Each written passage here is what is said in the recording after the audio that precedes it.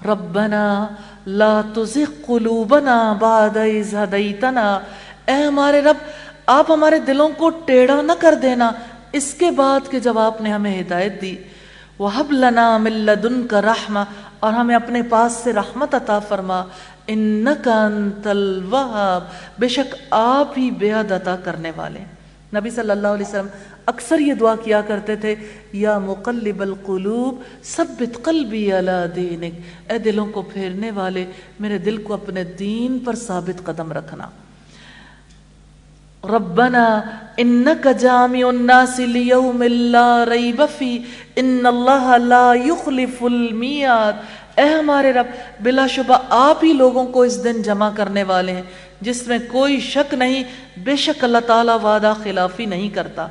اللہ تعالیٰ کا وعدہ ہے جس نے لا الہ الا اللہ کہا اسے جنت میں داخل کرے گا، لیکن دل کے یقین اور اخلاص کے ساتھ۔ اللہ تعالیٰ ہمیں لا الہ الا اللہ کو سمجھنے اور اس کے مطابق، اس کی شرائط کے مطابق زندگی بسر کرنے کی توفیق عطا فرمائے۔ رکوع نمبر 10 ہے، یقیناً جن لوگوں نے کفر کیا ان کے مال اور ان کی اولادیں اللہ تعالیٰ کی پکڑ سے ہرگز کچھ بھی ان کے کام نہ آئیں گی، اور وہی لوگ آگ کا ایندھن ہے۔ اللہ تعالیٰ کے ہاں ایمان اور عمل صالح کی قدر ہے۔ سورہ سبا کی آیت نمبر 37 میں فرمایا وَمَا أَمْوَالُكُمْ وَلَا أَوْلَادُكُمْ بِالَّتِي تُقَرِّبُكُمْ عِنْدَنَا زُلْفَىٰ، اور تمہارے مال اور تمہاری اولاد ایسے نہیں ہیں جو تمہیں ہمارے قرب میں نزدیک کر دیں، مگر جو ایمان لایا اور نیک عمل کیے، تو یہی لوگ ہیں جن کے عمل کی بنا پر ان کی 2 گنی جزا ہے، اور وہ بلند و بالا عمارتوں میں پرامن رہیں گے۔ جیسے فرعون کی قوم کا اور ان سے پہلوں کا حال ہوا، جنہوں نے ہماری آیات کو جھٹلایا تو اللہ تعالیٰ نے انہیں ان کے گناہوں کے باعث پکڑ لیا، اور اللہ تعالیٰ سخت عذاب والا ہے۔ پہلوں سے مراد پہلی امتیں ہیں، قوم نوح، قوم ہود، قوم شعیب وغیرہ۔ قُلْ لِلَّذِينَ كَفَرُوا، آپ ان لوگوں سے کہہ دو جنہوں نے کفر کیا، سَتُغْلَبُونَ وَتُحْشَرُونَ إِلَى جَهَنَّمَ، ان قریب تم مغلوب کیے جاؤ گے اور جہنم کی طرف اکٹھے کیے جاؤ گے، اور وہ بہت ہی برا ٹھکانہ ہے۔ یہاں کافروں سے مراد یہود مدینہ ہے، بنو قینقاع، یہ اسر تفاسیر کی روایت ہے، اور کافروں کی مغلوبیت کی پیشین گوئی جلد پوری ہو گئی۔ بنو قینقاع اور بنو نذیر جو یہودی قبیلے تھے وہ جلا وطن کر دیے گئے، بنو قریظہ قتل کر دیے گئے، پھر خیبر فتح کر کے تمام یہودیوں پر جزیہ عائد کر دیا گیا۔ یہ فتح القدیر کی روایت ہے۔ یقیناً تمہارے لیے ان 2 گروہوں میں ایک نشانی تھی جو ایک دوسرے کے مقابلے میں آئے۔ یہاں سیدنا مجاہد کہتے ہیں اس سے مراد محمد صلی اللہ علیہ وسلم اور ان کے اصحاب اور مشرکین قریش ہیں، یہی بدر کے 2 گروہ ہیں۔ ایک گروہ اللہ تعالیٰ کی راہ میں لڑ رہا تھا اور دوسرا گروہ کافر تھا۔ وہ کھلی آنکھوں سے انہیں اپنے سے 2 گنا دیکھتے تھے، اور اللہ تعالیٰ جس کو چاہتا ہے اپنی مدد سے قوت پہنچاتا ہے۔ بلا شبہ اس میں یقیناً اہل بصیرت کے لیے بڑی عبرت ہے۔ 2 طرح کے لوگ، ایک اللہ کے کلمے کی بلندی کے لیے لڑ رہے تھے، اور دوسرا گروہ یعنی کافر طاغوت کے راستے میں لڑ رہے تھے۔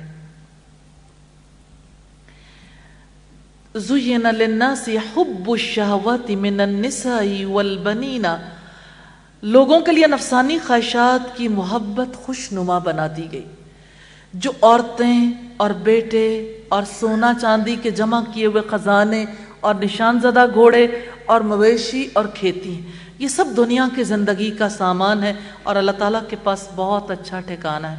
اللہ تعالیٰ نے خواہشات کی محبت کو آزمائش بنا دیا، آزمائش کے لیے انہیں مرغوب بنایا ہے۔ جیسا کہ رب العزت نے فرمایا اِنَّا جَعَلْنَا مَا عَلَى الْأَرْضِ زِينَةً لَهَا لِنَبْلُوَهُمْ أَيُّهُمْ أَحْسَنُ عَمَلًا، سورہ الکہف کی آیت نمبر 7 ہے۔ یقیناً ہم نے زمین پر جو کچھ ہے زمین کے لیے زینت بنایا ہے، تاکہ ہم ان لوگوں کو آزمائیں کہ ان میں سے کون بہتر عمل کرنے والا ہے۔ پھر فرمایا قُلْ أَوْنَبِّئُكُمْ بِخَيْرٍ مِّن ذَلِكُمْ، کہہ دو کیا میں تمہیں ان سب سے بہتر نہ بتاؤں؟ پرہیزگاروں کے لیے ان کے رب کے پاس جنتیں ہیں جن کے نیچے نہریں بہتی ہیں، اس میں وہ ہمیشہ رہنے والے ہیں، اور نہایت پاک صاف بیویاں ہیں، اور اللہ تعالیٰ کی رضامندی ہے، اور اللہ تعالیٰ بندوں کو خوب دیکھنے والا ہے۔ یعنی وہ ساری خواہشات جو لوگوں کو بے حد عزیز ہیں، تو ان تمام چیزوں سے عورتوں، بیٹوں، مال، جائیداد وغیرہ سے زیادہ بہتر اللہ کی جنت ہے۔ سیدنا ابو سعید خدری سے روایت، رسول اللہ نے فرمایا اللہ تعالیٰ اہل جنت سے پوچھے گا کیا تم لوگ خوش ہو گئے؟ اہل جنت کہیں گے ہم کیوں نہ خوش ہوتے، تو نے ہمیں وہ کچھ دیا ہے جو کسی کو نہیں دیا۔ تو اللہ تعالیٰ کہے گا کہ میں تمہیں اس سے بھی افضل چیز دیتا ہوں، میں تمہیں ایسی رضامندی دیتا ہوں، اپنی رضامندی جس کے بعد میں تم سے کبھی ناراض نہیں ہوں گا۔ یہ صحیح مسلم کی روایت۔ الذین یقولون ربنا اننا آمنا فاغفر لنا ذنوبنا وقنا عذاب النار، وہ لوگ جو کہتے ہیں ہمارے رب بلا شبہ ہم ایمان لائے، سو ہمارے لیے ہمارے گناہ بخش دے اور ہمیں آگ کے عذاب سے بچا لے۔ ایمان کی وجہ سے اللہ تعالیٰ کی طرف سے توبہ نصیب ہوتی ہے، جیسا کہ اللہ تعالیٰ نے فرمایا انما التوبۃ علی اللہ للذین یعملون السوء بجہالۃ ثم یتوبون من قریب، بے شک توبہ یعنی اللہ تعالیٰ پر توبہ ان لوگوں کے لیے جو نادانی سے برائی کر بیٹھتے ہیں پھر وہ قریب ہی توبہ کر لیتے ہیں۔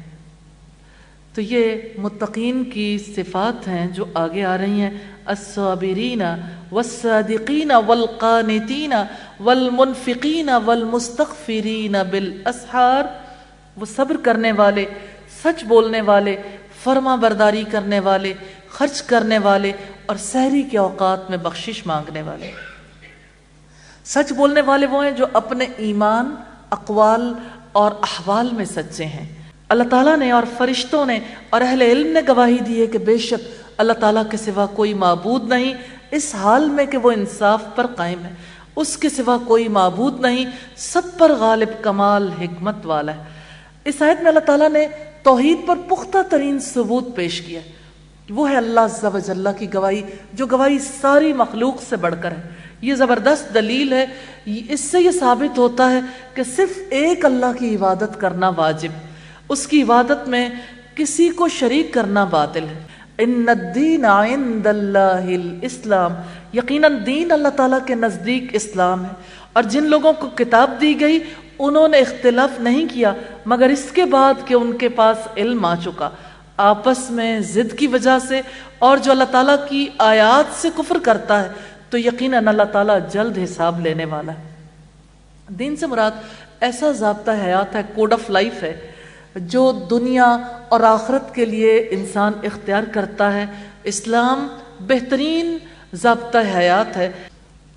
پھر وہ لوگ اگر آپ سے جھگڑا کریں تو آپ کہہ دو کہ میں نے اور جنہوں نے میری پیروی کی اپنے چہرے کو اللہ کے تابع کر دیا، اور آپ ان لوگوں سے جو کتاب دیے گئے اور ان پڑھوں سے کہہ دو کیا تم تابع ہو گئے؟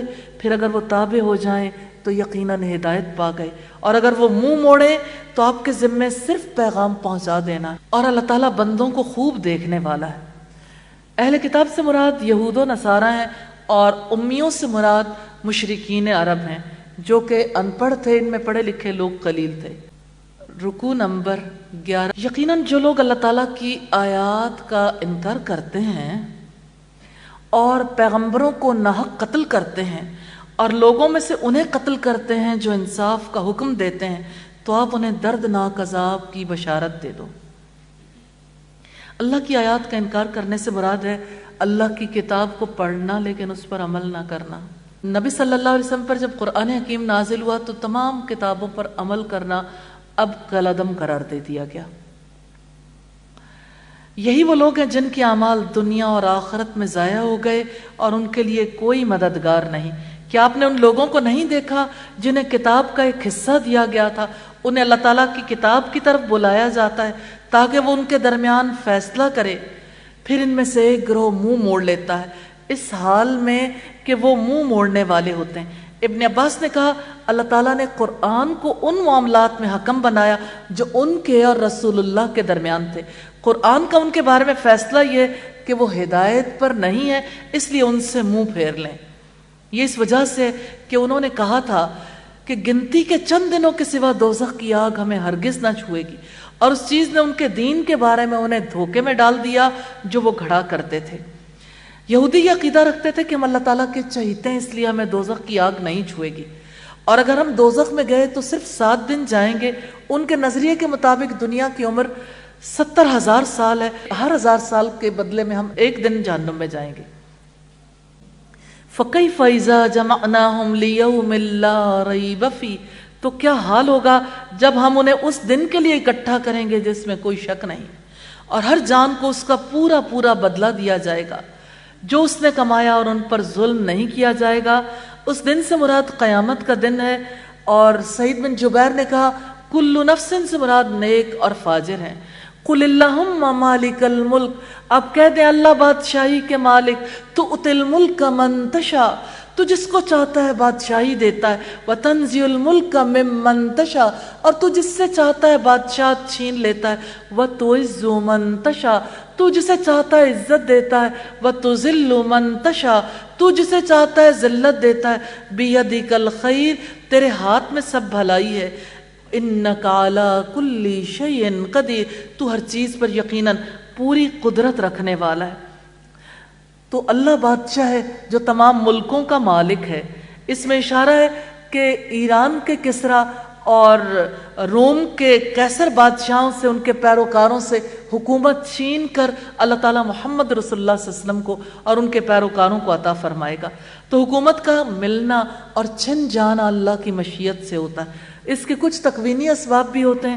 مسلمانوں کی حکومت ختم ہونے کا سب سے بڑا سبب دین سے دوری ہے، باہمی اختلاف ہے، جس سے دشمن کو حوصلہ ملتا ہے، وہ مسلمانوں کے درمیان اختلافات ڈال دیتا ہے۔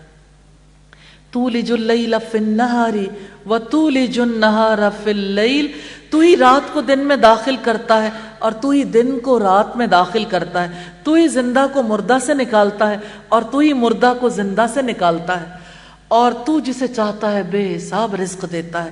تو اللہ تعالیٰ کے حکم سے موسموں کی تبدیلیاں آتی ہیں، اور اللہ ہی کے حکم سے اس جہان میں یہ سارا سلسلہ جاری و ساری ہے۔ رات دن کا آنا، موسموں کا تغیر و تبدل اللہ کی مشیت سے۔ ایمان والے مومنوں کو چھوڑ کر کافروں کو دوست نہ بنائیں، وہ جو قدرتوں والا رب ہے اس کی طرف دیکھیں، اور جو ایسا کرے گا تو وہ اللہ تعالیٰ کی طرف سے کسی چیز میں نہیں، یعنی اس کی پرکاہ کے برابر وقت نہیں ہے، مگر یہ کہ تم ان سے بچو، کسی طرح سے بچنا، اور اللہ تعالیٰ تمہیں اپنی ذات سے ڈراتا ہے اور اللہ ہی کی طرف لوٹ کر جانا ہے، اور جو ایسا کرے گا تو اللہ تعالیٰ کی طرف سے کسی چیز میں نہیں، یعنی جو مومنوں کو چھوڑ کر کافروں سے دوستی لگائے گا وہ کسی چیز میں نہیں، ان سے بچو، کسی طرح کا بچنا۔ ابن عباس فرماتے ہیں صرف زبان سے اظہار کرے لیکن عمل میں ان کا ساتھ ایسے میں بھی ہرگز نہ دے۔ امام بخاری نے ابو درداء کا قول نقل کیا ہے کہ ہم لوگ بعض قوموں کے سامنے مصنوعی مسکراہٹ کا اظہار کرتے تھے حالانکہ ہمارے دل ان پر لعنت بھیجتے تھے۔ یہ بخاری کی کتاب الادب کی روایت ہے۔ قُلْ إِن تُخْفُوا مَا فِي صُدُورِكُمْ أَوْ تُبْدُوهُ يَعْلَمُهُ اللَّهُ، آپ کہہ دو جو تمہارے سینوں میں ہے تم اسے چھپاؤ یا اسے ظاہر کرو، اللہ تعالیٰ اس کو جانتا ہے، اور جو آسمانوں میں ہے اور جو زمین میں ہے اللہ تعالیٰ اس کو بھی جانتا ہے۔ اللہ تعالیٰ ہر چیز پر پوری قدرت رکھنے والا ہے۔ اللہ تعالیٰ نے اس آیت میں اشارہ کیا ہے کہ دلوں کو پاک رکھنا چاہیے اور اللہ کے علم کو ہر وقت اپنے ذہن میں زندہ رکھنا چاہیے، کیونکہ اسی سے اللہ کا قرب ملتا ہے۔ اور قرآن مجید کی کسی آیت یا رسول اللہ کی کسی حدیث پر غور و فکر یا ایسے علم کو سمجھنے کی کوشش جس سے اسے فائدہ ہو، اللہ کی مخلوق اور اس کی نعمت کے بارے میں سوچنا یا اللہ کے بندوں کی بھلائی کے بارے میں سوچنا، یہ اس کو نصیب ہوتا ہے جسے اللہ تعالیٰ ہدایت دینا چاہتا ہے۔ اللہ تعالیٰ سے دعا ہے ہمیں ہمارے گناہوں سے پاک کر دے اور اللہ تعالیٰ ہم سب کو ہدایت نصیب فرما دے۔ پھر فرمایا جس دن ہر نفس اس کو موجود پائے گا جو اس نے نیکی کی، اور جو اس نے برائی کی اس دن آدمی تمنا کرے گا کاش اس کے اور اس کی برائیوں کے درمیان بہت دور کا فاصلہ ہوتا۔ اور اللہ تعالیٰ تمہیں اپنی ذات سے ڈرا رہا ہے اور اللہ تعالیٰ بندوں پر بے حد نرمی کرنے والا ہے۔ تو یہاں بات ہے خیر کی، جو ایک جامع لفظ ہے جس میں اللہ کے قریب کرنے والا ہر نیک عمل شامل ہے، خواہ وہ چھوٹا ہو یا بڑا۔ اور سو ایک جامع لفظ ہے جس میں اللہ کو ناراض کرنے والا ہر چھوٹا بڑا عمل شامل ہے۔ رکوع نمبر 12 ہے، اللہ تعالیٰ سے محبت کرتے ہو تو میری پیروی کرو، یعنی محمد رسول اللہ صلی اللہ علیہ وسلم کی اتباع۔ اللہ تعالیٰ تم سے محبت کرے گا اور تمہارے گناہ معاف کر دے گا۔ اللہ کی محبت اور مغفرت نبی صلی اللہ علیہ وسلم کی پیروی کے ساتھ جڑی ہوئی ہے، اور اللہ تعالیٰ بے حد بخشنے والا اور رحم کرنے والا ہے۔ قل اطیعوا اللہ والرسول، آپ کہہ دیں اللہ تعالیٰ کی اور رسول کی اطاعت کرو۔ پھر اگر وہ منہ موڑ جائیں تو اللہ تعالیٰ کافروں کو یقیناً پسند نہیں کرتا۔ اس آیت میں منکرین حدیث اور اتباع رسول سے جو لوگ گریز کرتے ہیں ان کے لیے وعید ہے۔ یہ دونوں رویے ایسے ہیں جو کافرانہ ہیں۔ طریقہ محمدی کی مخالفت کفر ہے، اس لیے اللہ تعالیٰ نے فرمایا اگر انہوں نے اعراض سے کام لیا تو اللہ تعالیٰ کافروں کو پسند نہیں کرتا۔ سیدہ عائشہ نے خبر دی، رسول اللہ صلی اللہ علیہ وسلم نے فرمایا جس نے ایسا عمل کیا جس پر ہمارا حکم نہیں ہے تو وہ نامقبول ہے۔ صحیح مسلم کی 4493 نمبر روایت۔ آگے ان واقعات کا آغاز ہوتا ہے جو آل عمران سے بھی متعلق ہیں اور اس سے پہلے نوح علیہ السلام اور ابراہیم علیہ السلام کے خانوادوں سے متعلق ہیں۔ ان اللہ اصطفیٰ آدم ونوحا وآل ابراہیم وآل عمران علی العالمین، یقیناً اللہ تعالیٰ نے تمام جہانوں میں سے آدم کو اور نوح کو اور ابراہیم کے خاندان کو اور عمران کے خاندان کو منتخب فرمایا۔ اللہ تعالیٰ نے یہ ثابت کیا کہ سب انبیاء برگزیدہ تھے، یہ خاص خاندان ہے جن کا تذکرہ ہمیں یہاں مل رہا ہے۔ ذریتم بعضها من بعض، وہ ایک دوسرے کی اولاد ہے، اور اللہ تعالیٰ سب کچھ سننے والا سب کچھ جاننے والا ہے۔ تو انبیاء تخلیق کے لحاظ سے بھی مشابہ تھے، اخلاق حسنہ کے اعتبار سے بھی مشابہ تھے۔ اذ قالت امرأۃ عمران رب انی نذرت لک ما فی بطنی محررا فتقبل منی، جب عمران کی بیوی نے کہا اے میرے رب جو میرے پیٹ میں ہے میں نے نظر مانی ہے کہ تیرے لیے آزاد کیا ہوا ہوگا، اس سے مراد حضرت مریم کی والدہ حنہ ہے، بس آپ مجھ سے قبول فرمائیں، یقیناً آپ سب کچھ سننے والے سب کچھ جاننے والے ہیں۔ یہ دعا حضرت مریم کی والدہ نے اس وقت مانگی تھی جب حضرت مریم ان کے پیٹ میں تھی کہ تو میری دعا سن رہا ہے، میری نیت سے واقف ہے اور میرے ارادوں سے باخبر ہے، مجھ سے قبول فرما لے۔ پھر جب اس نے بچے کو جنم دیا تو کہا ہے میرے رب میں نے تو لڑکی کو جنم دے دیا، حالانکہ اللہ تعالیٰ خوب جانتا تھا جو اس نے جنم دیا، اور لڑکا تو لڑکی جیسا نہیں ہوتا، اور بلا شبہ میں نے اس کا نام مریم رکھا ہے۔ حضرت مریم کی والدہ یہ کہہ کر معذرت کر رہی ہیں کہ اگر وہ لڑکا ہوتا تو اللہ کے گھر کی خدمت اچھے طریقے سے کرتا، اور یقیناً میں اس کو اور اس کی اولاد کو شیطان مردود سے تیری پناہ میں دیتی ہوں۔ اور اللہ تعالیٰ نے انہیں واقعی پناہ دی۔ سیدنا ابو ہریرہ نے بیان کیا رسول اللہ نے فرمایا ہر بچہ جب پیدا ہوتا ہے شیطان اسے پیدا ہوتے ہی چھوتا ہے، جس سے وہ بچہ چلاتا ہے سوائے مریم اور ان کے بیٹے عیسیٰ علیہ السلام کے۔ پھر حضرت ابو ہریرہ نے کہا اگر تمہارا جی چاہے تو یہ آیت پڑھ لو، وَإِنِّي أُعِيذُهَا بِكَ وَذُرِّيَّتَهَا مِنَ الشَّيْطَانِ الرَّجِيمِ، یہ کلمہ حضرت مریم کی ماں نے کہا تو اللہ تعالیٰ نے ان کی دعا قبول کی اور حضرت عیسیٰ اور حضرت مریم دونوں کو شیطان کے ہاتھ لگانے سے بچا لیا۔ صحیح بخاری کی روایت ہے 4548 نمبر پر۔ فَتَقَبَّلَهَا رَبُّهَا بِقَبُولٍ حَسَنٍ، سو اس کے رب نے اسے اچھی قبولیت کے ساتھ قبول فرما لیا اور اس کی بہترین پرورش کی، اور زکریا کو اس کا سرپرست بنایا۔ زکریا جب کبھی اس کے پاس عبادت خانے میں آتے تو اس کے پاس رزق پاتے، وہ پوچھتے مریم انا لکی ھذا، یہ تیرے پاس کہاں سے آیا ہے؟ قالت ہوا من عند اللہ، وہ کہتی کہ اللہ کے پاس سے۔ بے شک اللہ تعالیٰ جس کو چاہتا ہے بے حساب رزق عطا فرماتا ہے۔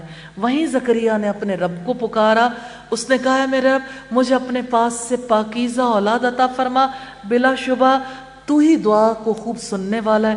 حضرت مریم جیسی صالحہ لڑکی اور ان کے پاس غیر معمولی رزق کی کرامت دیکھ کر حضرت زکریا کے دل میں امید پیدا ہوئی اور بے موسم کا پھل مانگ لیا، یعنی اولاد، اگرچہ بیوی بانجھ تھی اور خود بڑھاپے کی آخری سرحد پر تھے۔ چنانچہ فرشتوں نے اس کو آواز دی جبکہ وہ عبادت خانے میں کھڑے نماز ادا کر رہے تھے، بے شک اللہ تعالیٰ آپ کو یحییٰ کی خوشخبری دیتا جو اللہ تعالیٰ کے کلمے یعنی عیسیٰ علیہ السلام کی تصدیق کرنے والا اور سردار اور اپنے اوپر بہت ضبط رکھنے والا ہوگا اور نیک لوگوں میں سے نبی ہوگا۔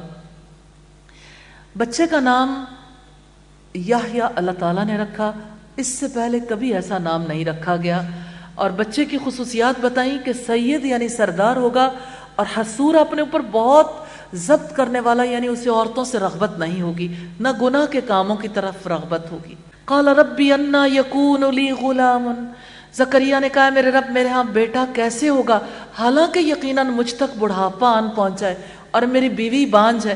اللہ تعالیٰ نے فرمایا اسی طرح اللہ تعالیٰ جو چاہتا ہے وہ کرتا ہے۔ زکریا نے کہا اے میرے رب میرے لیے کوئی نشانی بتا دیں۔ اللہ تعالیٰ نے فرمایا آپ کے لیے نشانی یہ ہے کہ 3 دن تک لوگوں سے کچھ اشاروں کے سوا باتیں نہ کر سکو گے، اپنے رب کو کثرت سے یاد کرو، صبح و شام اس کی تسبیح بیان کرو۔ رکوع نمبر 13 ہے۔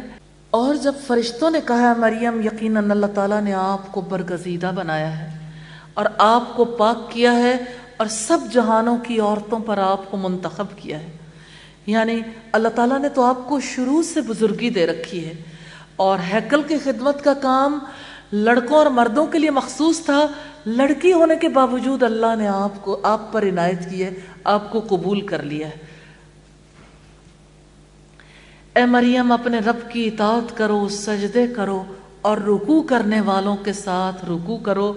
اس سے مراد بیت المقدس میں باجماعت نماز کے لیے حاضری دو۔ یہ غیب کی کچھ خبریں ہیں جو ہم آپ کی طرف وحی کر رہے ہیں، ورنہ آپ ان کے پاس موجود نہیں تھے جب وہ اپنے قلم ڈال رہے تھے کہ ان میں سے کون مریم کی سرپرستی کرے گا، اور نہ ہی آپ اس وقت ان کے پاس تھے جب وہ جھگڑ رہے تھے۔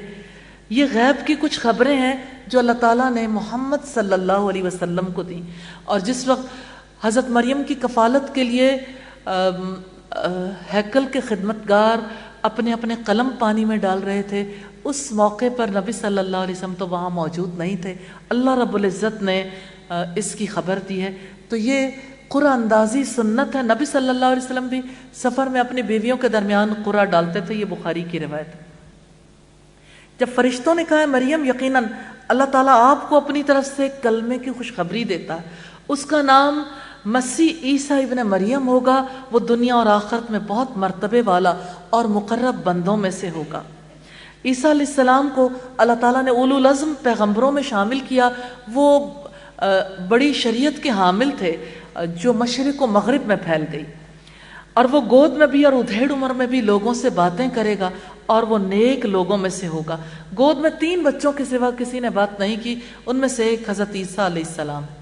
مریم نے کہا اے میرے رب میرے ہاں لڑکا کیسے ہوگا حالانکہ کسی بشر نے مجھے ہاتھ تک نہیں لگایا۔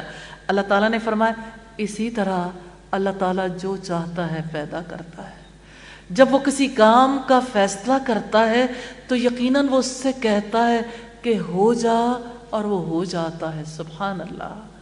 مریم نے کہا میرے رب میرے ہاں لڑکا کیسے ہوگا حالانکہ کسی بشر نے مجھے ہاتھ تک نہیں لگایا، اور اللہ تعالیٰ اسے کتاب، حکمت اور تورات اور انجیل سکھائے گا، اور وہ بنی اسرائیل کی جانب رسول ہوگا۔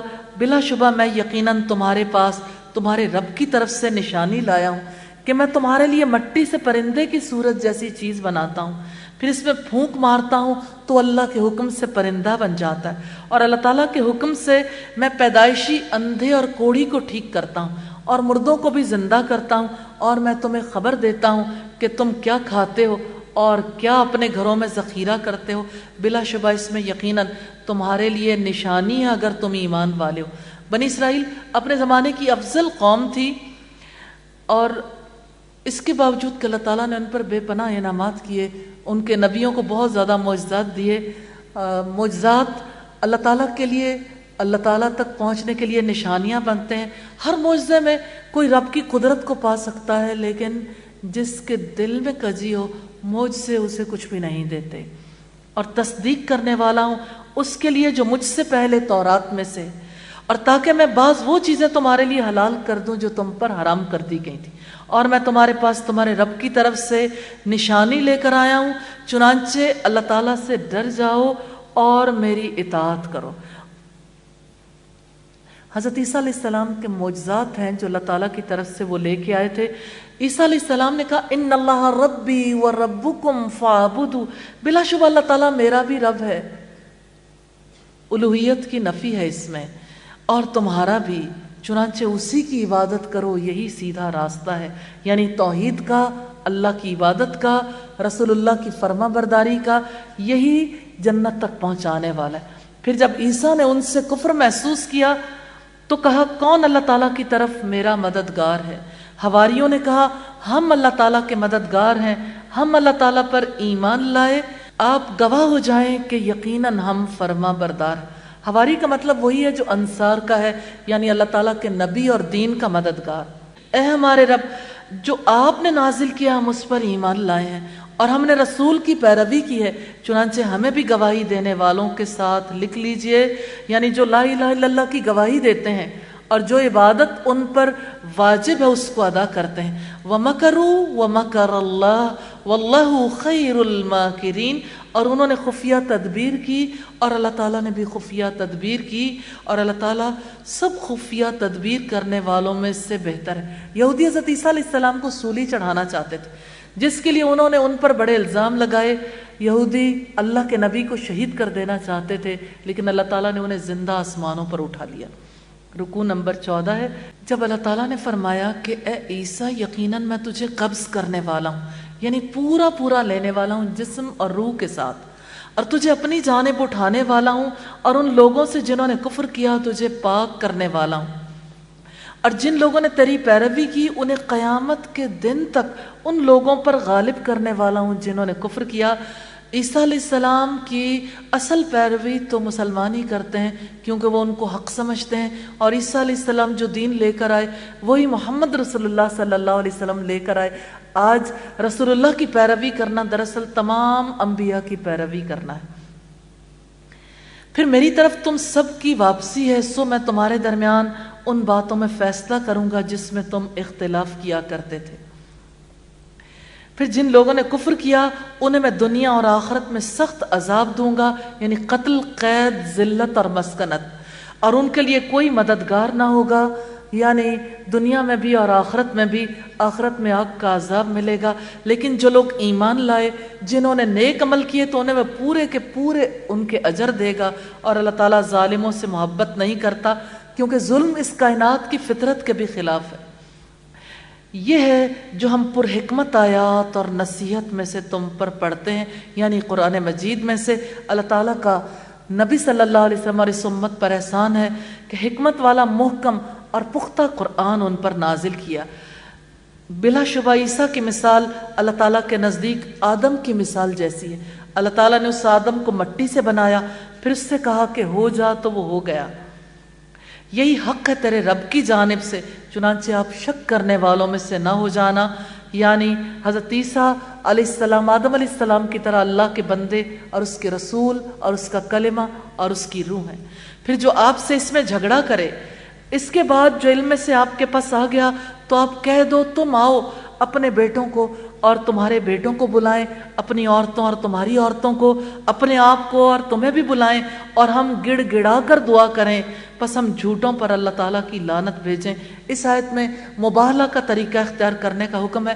اگر دو گروہوں کے درمیان دلیل سے بات کو نہ مانا جائے تو آخری چیز مباہلہ ہے، اس کے ذریعے سے فیصلہ ہو جاتا ہے. مباہلہ ایک دوسرے پر لعنت کرنے کی بد دعا کو کہتے ہیں. اس مقصد کے لیے فریقین اپنے اپنے گھر والوں کو، بچوں کو لے کے آتے ہیں اور اللہ سے دعا کرتے ہیں جو جھوٹا ہو اس پر اللہ کی لعنت ہو.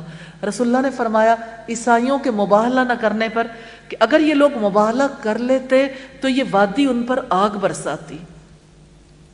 بلا شبہ یہ یقیناً سچا بیان ہے اور اللہ کے سوا کوئی معبود نہیں، اور بلا شبہ اللہ تعالیٰ یقیناً وہی سب پر غالب کمال حکمت والا ہے. یعنی حضرت عیسیٰ علیہ السلام کے بارے میں یہ سچا بیان ہے کہ وہ کلمت اللہ ہے، جسے سیدہ مریم کی طرف القا کیا گیا، اور اس کی جانب سے روح اللہ کے بندے اور اس کے رسول ہیں۔ اگر وہ پھر بھی منہ موڑیں گے تو اللہ تعالیٰ فساد کرنے والوں کو یقیناً خوب جاننے والا ہے۔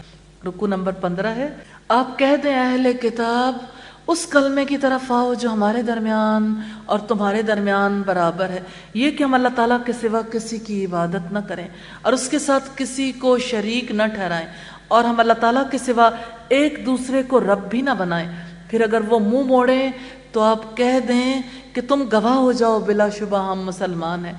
اس کلمے سے مراد وہ کلمہ ہے جس کی بنیاد پر سب متحد ہو سکتے ہیں، جس پر تمام رسولوں کا اتفاق ہے۔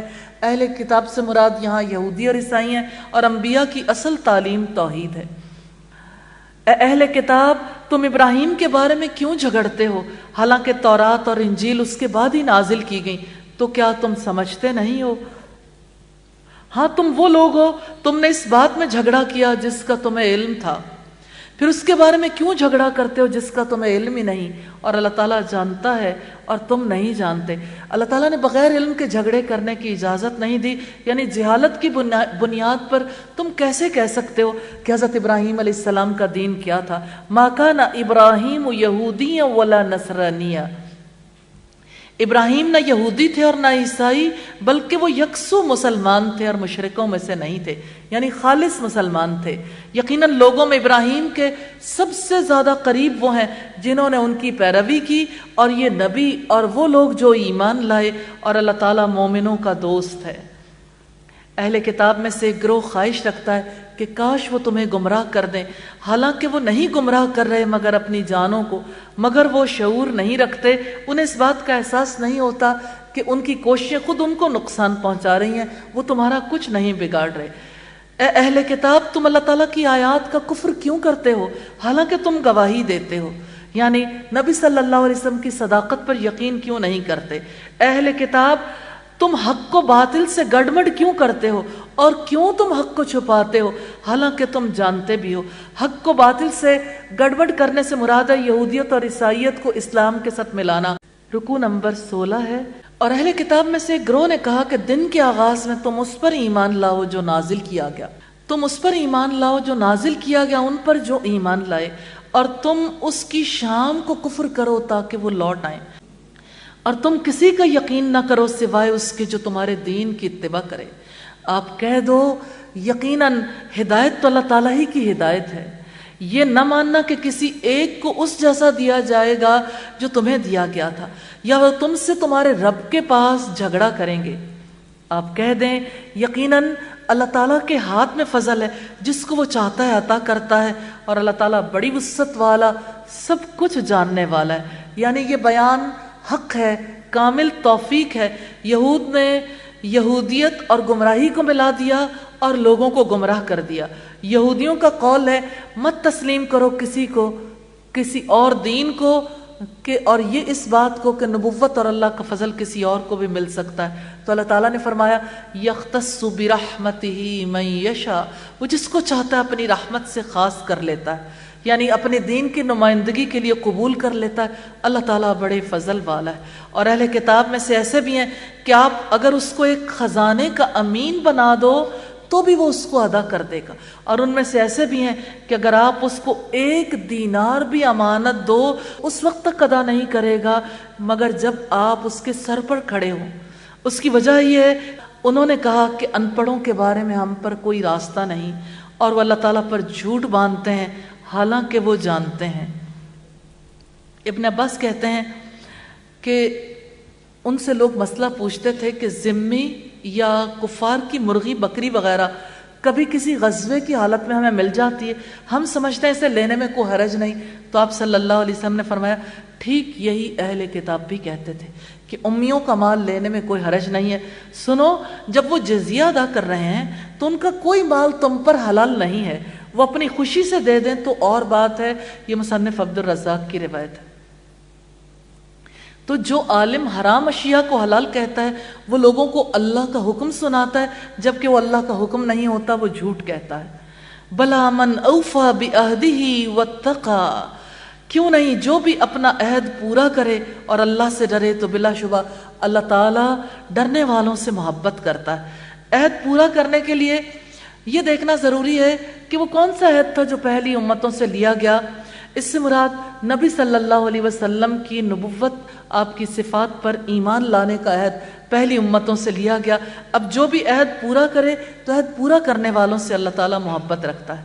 یقیناً جو لوگ اللہ تعالیٰ کے عہد اور اپنی قسموں کے بدلے تھوڑی قیمت لیتے ہیں، یہی وہ لوگ ہیں جن کے لیے آخرت میں کوئی حصہ نہ ہوگا، اور اللہ تعالیٰ نہ ان سے بات کرے گا اور نہ ہی قیامت کے دن ان کی طرف دیکھے گا اور نہ ہی ان کو پاک کرے گا، ان کے لیے دردناک عذاب ہوگا۔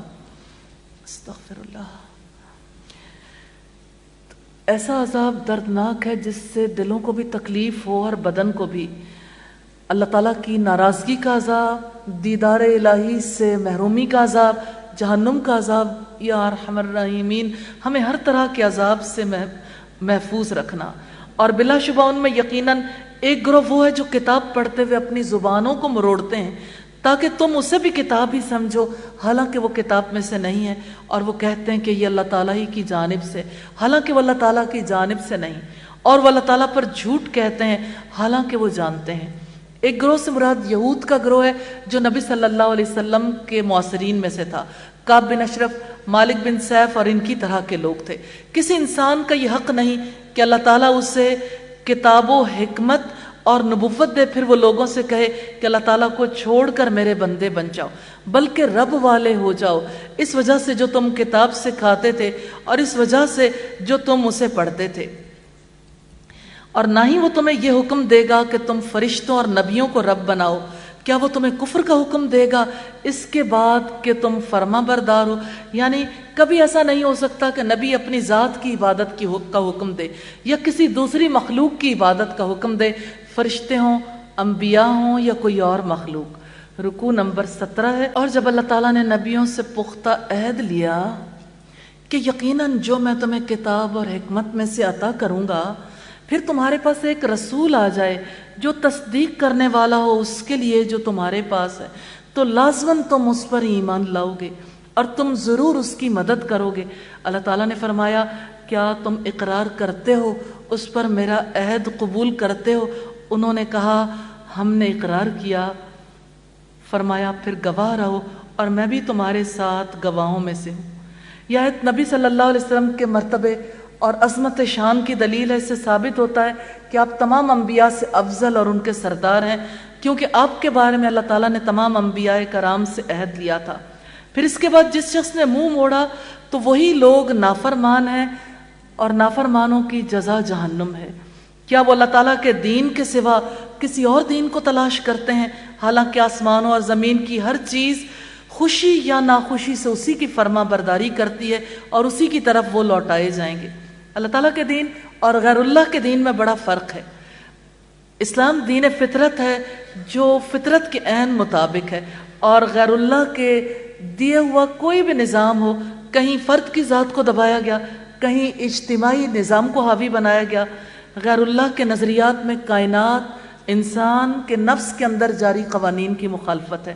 آپ کہہ دو کہ ہم اللہ پر ایمان لائے اور اس پر بھی جو ہمارے اوپر نازل کیا گیا، اور اس پر بھی جو ابراہیم اور اسماعیل پر، اسحاق پر، یعقوب علیہ السلام اور ان کی اولاد پر نازل کیا گیا، اور اس پر بھی جو موسیٰ، عیسیٰ اور تمام انبیاء کو ان کے رب کی طرف سے دیا گیا، ہم ان میں سے کسی ایک کے درمیان بھی فرق نہیں کرتے، اور ہم اس کی اطاعت کرنے والے ہیں۔